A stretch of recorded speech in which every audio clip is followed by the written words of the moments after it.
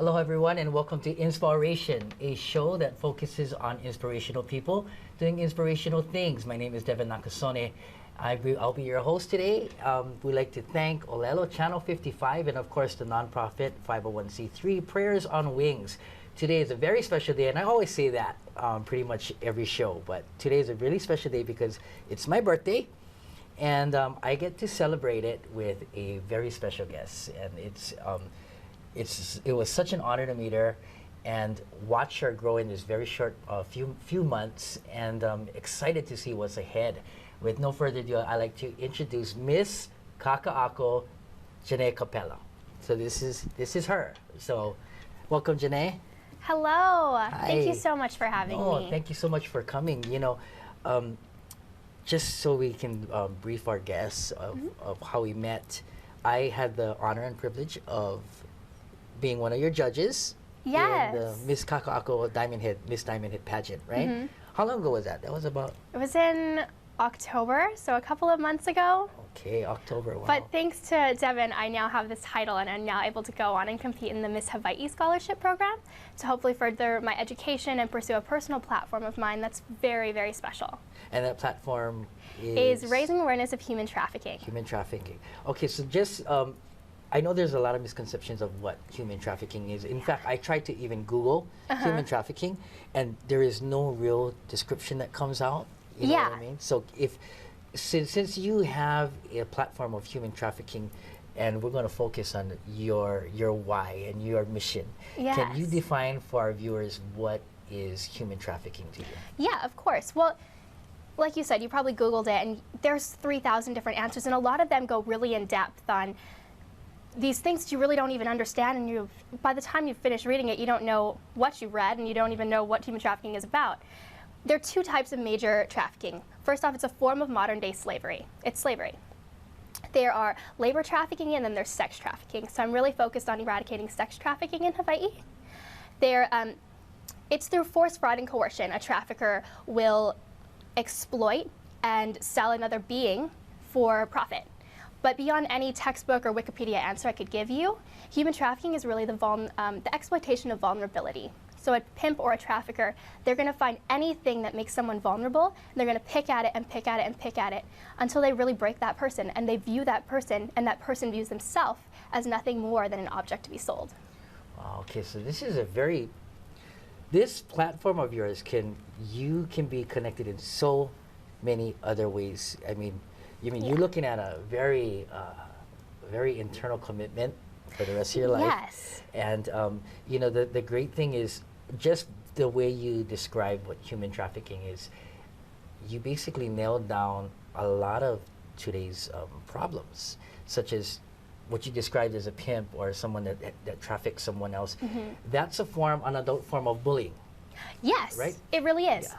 And that's today's one of Hawaii's, or actually the world's problems in the Hawaii school systems. Yes. In the school systems is bullying, whether it's social media or whether it's in person.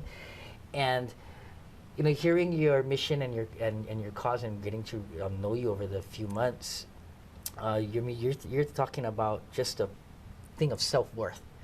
Yes, right? It's all about self-worth. I mean, there are so many different underlying facts that contribute to human trafficking. There's self-abuse, or people that are just depressed and stressed out in their own life. And then beyond that, there's homelessness. It's a huge problem. Hawaii sees an annual 200 to 300 runaways per month. And 80% are targeted by a trafficker within the first 48 hours of leaving home. That's a huge number. 80% of 300 is 240. 240 kids being trafficked each month in Hawaii alone. Wow, okay. And this is a personal passion of yours. Yes. Of course, I got to realize that in your interview and judging you in the competition. It was such a pleasure to be one of her judges. Jeanne, she is very well spoken. She came in an interview very confident, and this is what's needed to address something like this. You have to be a very, very strong role model. You have to always be grounded because you're dealing with a lot of teenagers and children that have low self-esteem. Yeah. And that role model, I mean, that's a lot of pressure. Yeah. Right? So I know that's a lot of pressure, and I fail at that all the time. No, I fail I at think that you do a all the wonderful job. time. A wonderful You know, job. it's just hard to be human, right? And then you're under a microscope, and it's a lot.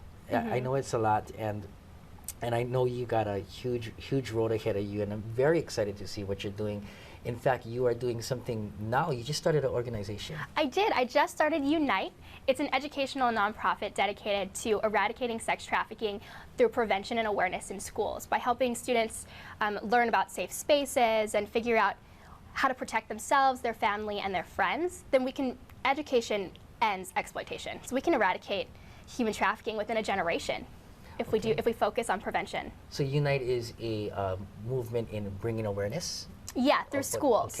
Okay. So students 14 to about 18 or whenever they graduate. Okay, awesome. And then, so you have a Facebook page for that, I do right? have a Facebook page, so you can follow us on Facebook on Unite. Okay. And I also have a website. It's www.endswithus.org. Okay, and if you missed that, you can contact us, and then we'll have all the info, just in case it doesn't come out on the screen, because I think that was impromptu. But you can contact Prayers on Wings, and we'll have all of Jeanne's information if you want to help with this cause, with this movement. Of course, like we said, it is a bigger form of bullying, and it's because we haven't addressed the bullying before. Yeah. You know, and that's not really addressing the bullying. I guess it's more instilling more morale, values. Yeah, it's all about your core values. Right. So it's like we need to take care of the generation, but if we were never taken care of, then it's like those underlying just spirals, factors. right? Exactly, and it does, and it can spiral out of control so quickly and so easily. Okay, so you've got this. You've got your pageant that's coming up, and that's going to be on May 30th. And, Yes.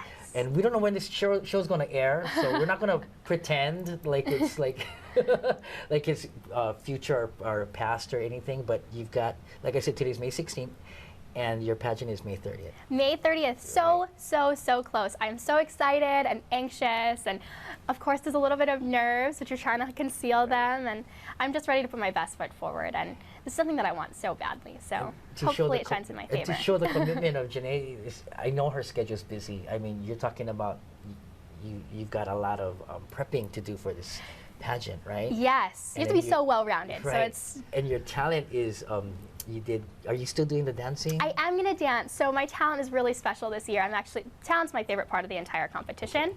I'm not a fan of interview. I like it, but it's not my favorite. Talent, however, I've danced my entire life in classical ballet for 13 years. So I am going to do a contemporary piece to My Heart Will Go On, sung by Hawaii's own Tioni Tam Singh. Awesome. So really exciting. She did a beautiful rendition for me. And my talent is actually choreographed by Sabrina Ponce Anna, and she is from 24/7 Dance Force. But for me, my talent is so special this year because it's inspired by and dedicated to my grandmother, who was like my mom, and unfortunately I lost her to cancer this year. So it's really special. And I told her, one of the last things I told her before she passed was, I promise you, Grandma, we are going to walk across that Miss America stage together. So I hope to do that, and I know that although she's not going to be in the audience, she's going to be right there on that Miss Hawaii stage with me in my heart, and that's truly the best place in the entire pageant and in the entire house. So. You know, thank you. Oh, man. Thank you for sharing that with us. You should have let me know that you were going to say that. Oh, I'm sorry. Oh my God. Yeah, that. For those of you that know me, that like really touches my heart. And I'm not afraid to cry on camera. Okay. I don't care. Okay, good. I know, don't I'm a care. crier myself. And you know, thank you. I'm glad you actually spoke about that. It just shows us how much more passionate you are about everything that you do. And I know that you dance for UH too.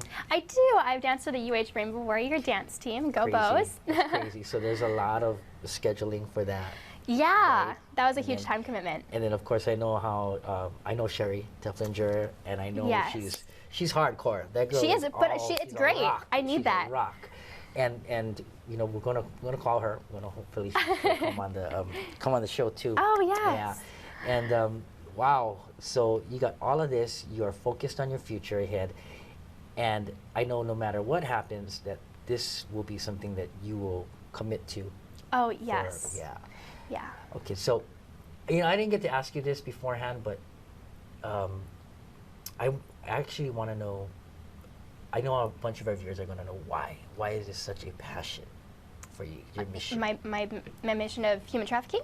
Or my yes. platform? My platform is really special to me. Like many people, I honestly had no idea what trafficking was before I decided that I wanted to tackle it. And it's something that I had watched Taken. Of course, we all watched Taken. We're like, oh, human trafficking, sure, they steal people and then they sell them. It's really not like that at all. It's a long, long process. And for me, I thought that it had only existed in third world countries, in places like Africa and Thailand and Amsterdam. I had no idea that it existed in the United States, much less in Hawaii, until my cousin actually opened up to me about her story. So when she was 14, she ran away from home. She was approached by a trafficker and was then sold and exploited on our shores for 4 years. The first year that she had been trafficked, she was 14, and she got pregnant by a John. She then she gave birth to that child. The night that she gave birth, her pimp made her go out and work on the track again in Waikiki. He then took her child and murdered her. So she lost her child, and you know, she's been out of it for a long time, but she's still she has no self-worth. She still believes herself to be an object, and no woman, no human being is just an object to be sold. Wow, that's heavy. Okay, so I know a lot of you out there are probably thinking, wow, you know, that's a really, really hard story, and we think that that's like a once in a while kind of thing. But as No. I say in life, if there's one person that feels it or one person that's going through it, there's a billion people that's going through the same thing. Yes. Life is a circle. Life lessons are all the same. We might have a little bit different scenarios, but there's somebody else that's going through it. And that's why Prayers on Wings mission is inspiring others to crisis. Yeah. Because we need to come out of our shell, because there's somebody else that's going through this that needs to hear Exactly. the story. And that's what you're doing. You're bringing awareness for everyone. You're telling the story, and it's really a hard story to digest, because you think that it's something that could never happen to you. A normal person would be like, that'll never happen to me, I don't care. Yeah. Or No, you're gonna push it on seriously, the that's side. really what it is. And you don't know that maybe it could be your cousin, or it could be your next door neighbor that's doing it. You know? It's so easy. This could really honestly happen to anyone. You think that maybe it's gonna, yes, underlying causes like homelessness and sexual abuse in the homes and bullying and just being depressed, those contribute. They make you an easier target, but this can honestly happen to anyone. Last year in 2014, there was a human trafficking bust, a sex trafficking bust that happened in 3 different high schools here in Hawaii. And they were Campbell, Farrington, and Moanalua. The largest bust came from Moanalua with 8 students. And those are people from influential families. Moanalua is a very good high school. So this really can happen to anyone. I had a victim tell me, she's 24 now. She now works for Microsoft. She was a former victim. For 6 years she was sold in Hawaii, and now she works for Microsoft. She got herself out, she got her degree, and now she's going on to do incredible things. But she told me that the one thing she wished someone would have told her is that it's not if a trafficker is going to look for you, because they're already looking. So don't make yourself an easy target. I get it. You know, as a former drug addict, I was a 10-year meth user. I guess it's like I said, everything revolves in a circle, and everything is connected to each other. And I guess it's the same thing as drugs. You know, Yeah. So when I went down in drugs, and I went down pretty hard, you know, homeless, living in cars and whatnot, and I was just the devil itself, and I can see where this comes out. You know, yes, the women are more are the ones that are doing this and being exploited, and the men are the ones that's pushing it out. You know, that's not. I don't mean to sound sexist, but that's kind of like how it goes. And I can see. Maybe I probably closed my eyes to it, but we had terms of what we would call people that would traffic themselves for not for money, but it was for drugs. Yeah. You know, or it was for a place to sleep, or it was even for food. Yeah. You know, and it's like, how can somebody go through that? And it's because of at that time it was the drug abuse. You know, the drugs took control over the body, and you didn't feel like you was worth anything unless you was high. And when you were down, you weren't high. It just took over, and you were willing to do anything to feel like you were somebody again, because you needed to get the next high. Exactly, and that really relates. That's almost the exact thing of what trafficking is. It's the breaking in process, is what we call it, and it's when you take someone and you make them completely dependent on you, or the victim will become completely dependent on the pimp. It's not just about the person. It's about the sex. They just believe that they have nothing worth than their bodies, and that they have nothing worth themselves except sex, and having to sell that in order to please someone else. And that's what breaking someone is, and that's the same thing that you were talking about. Being broken down to nothing more than an object, or the need to survive. And it's the same thing, even if we were to get out of the sex part, even the case of slavery, I mean, it's the same thing, that you would actually feel that worthless, that you would let somebody, again, bully you into doing something, not treating you fairly, underpaid, or just for something very, very simple that you could actually get yourself as a human being that just had a little bit of self-esteem, but they actually broken down to nothing, to where that person you're completely codependent. Wow, completely. So that's heavy. So you have this Unite going on. Yes. And so it's a movement. So what are your plans with Unite? Is it just you, or is there a bunch of other people in this? Well, we are just in the starting phases. So I recently created this organization, which is an educational program. So I go into a lot of different schools, and I'll talk to them about the dangers and how to raise awareness. Because really, we're all contributing to the problem if we're not aware of it. Okay. So, however, my goal is, I'm trying to mesh the organization towards a similar platform of the Meth, Hawaii Meth Not Even Once, where they have different student leaders throughout schools, and that way that they can help create the safe spaces. Because truly, although I'm 20 years old, so I'm not in high school, I don't see what happens in these schools. And having a peer be able to define and know what human trafficking is, and they can spot it, they'll find it faster than any one of us, any advocate. And then that's how we can help be a part of the solution. So that's my goal, is to get, within the next year, I'm hoping to have student leaders throughout every school, and hopefully have every school in the state participate. Very cool. Okay, so it's kind of going to be kind of hit at like how the DARE programs went in. Yeah, it's similar to the DARE like as well. Right? Started out really small, and then it made this movement, and then it went boom, just exploded. Okay, perfect. And that's awesome to know, because we know that you're going to be addressing a lot of things, whether it's domestic violence, or whether it's drug abuse, or anything for that fact, because it's all these factors that take away your self-worth. Yeah, and they're all connected. And we talked earlier about how communication is key. It really is. Okay, and of course, for those of you that are just joining us and don't know what Prayers on Wings about, our first mission is building bridges of communication, and then inspiring others through crisis. And the reason because of that is, in crisis, no one wants to feel alone. And for us, our new mission has become so no child feels alone. And what we want is children to grow up healthy and become strong adults, take care of the next generation. That's kind of like what Prayers on Wings is doing, and which is very similar to what Jeanne is doing in her mission. It all goes in the same, and she told me that communication is key. And why is that? Why do you believe communication is key?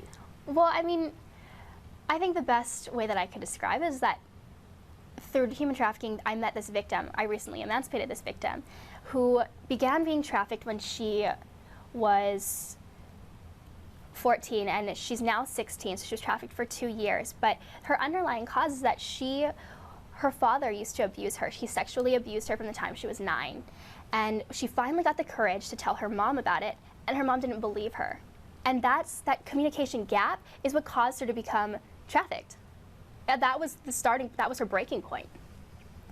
Without having that communication, without having a parent or someone who you know should automatically believe your child, especially with something so devastating, you just need to have that communication. You need to be able to talk to someone and open up.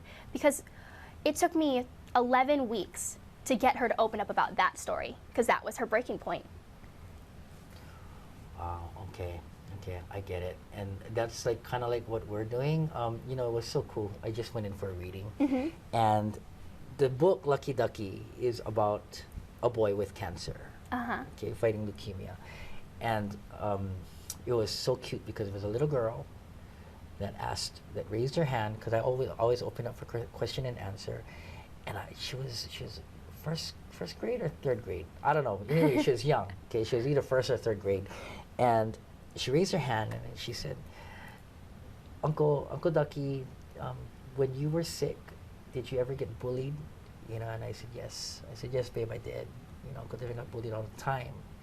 And then I knew, you know, that she was asking for herself. So I said, do you know someone that's being bullied? And she put her head down and she pointed to herself. And she started crying. You know, and not even her teacher knew. But they made that connection. And kids are so smart, you know, we give them so little bit credit sometimes, but they are so intuitive. And she was able to make the connection with the book, even though it was talking about a boy with cancer. She related it to herself. As being bullied. And I told her thank you for coming out and talking about it, because what she's doing today will help other children that haven't spoken yet. And that's the part of inspiring others to crisis that President Wings is so focused on. And it's just so great to hear you speak at 20 to speak about this. I mean, it took me till 38 to figure out all my mistakes were mistakes. You know, I just thought I was on that low self-esteem thing for a while, even after drugs. You know, all the bad things I did to my mom, my dad, and all the friends that I lost, and then going back to even when cancer, I started drugs on my last month of chemo, and I went through chemo for years. If you can imagine, my last month of chemo, I became an ice addict. You know, you ask yourself, how the heck, right? And it's because I didn't have the communication through my cancer, that the chemo didn't just kill my cells and my cancer, it also killed my self-esteem. Yeah. And we don't know. And then why we don't know is because we weren't aware. And that's why I truly believe in your platform, which is creating awareness. Yes. The awareness is key, right? It is. From there it leads to action and education. Right. I'm so glad you hear about that. And if you guys want to learn how to support, unite, or Prison Wings, or anything, get involved, become not a statistic, but become part of the solution. Yes. Give us a call, or you can hit Jeanne up on her Facebook and support her through her journey of life. You know, it's not just please do. It's not even just a Miss America thing. Your life is so big. I see it. Yes, there's so many things that come from this, and I'm so blessed. Whether it's my platform or my educational goals, and hopefully my unite and trying to turn that and take me into human trafficking as an advocate, and hopefully I'm trying to become a human rights attorney. So it's just the growing process of what you become and the small things that you do and the small steps that you take to get you somewhere. Human rights attorney, really? Wow. So what else is in your future? I mean, you're crazy busy. You're so ambitious, and you just have all these, and you're focused. That's what I love. Thank you. I love about it. You're not scatterbrained. You're try not focused. To be. I try. You're focused, and I know you got great support. You got a great family. I do. I have an incredible family. And then you got great mentors and inspirations. I do. And a lot of people that believe in you, and then more importantly, you believe in them. Yes. And the circle of inspiration keeps continuing to roll, right? Of course, and I always have the Lord with me. And perfect. And we're not over here. We're not afraid to talk about Jesus, because that's my man too. You need something to keep your faith strong. So what else is in store for you? Beyond Miss Hawaii, and then hopefully going on to Miss America, that's my goal.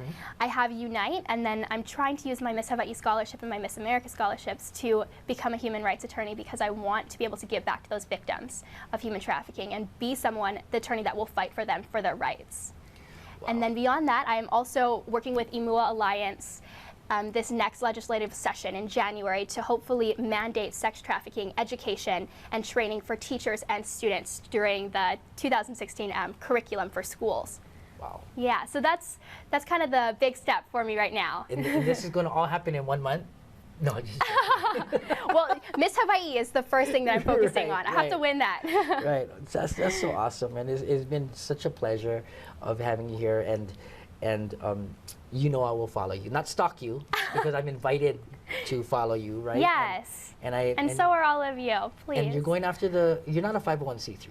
I actually just submitted for my GE tax number, and then I'm submitting all of my paperwork for my nonprofit. So hopefully within the next month or so, I will have my 501c3 ready to go. Perfect. And then when you do have your 501c3 status, you will come back on the show, and then we can find out on ways to support you. You know, the great thing about being a 501c3 is everything is 100% tax deductible to all extent of the law, right? And then from there you can do bigger missions. Yes. And then you can start traveling, and then you can start applying for grants. Yes. And because it's not just a Hawaii problem, but of course we're going to take care of the 33 million slaves worldwide, 250 sex trafficking victims in Hawaii alone. And you want this awareness to, of course, spread worldwide. Yes, I want Hawaii to be a leader in this movement. That is awesome. That is so awesome. And you know, it's sad. It is sad. I didn't know those statistics.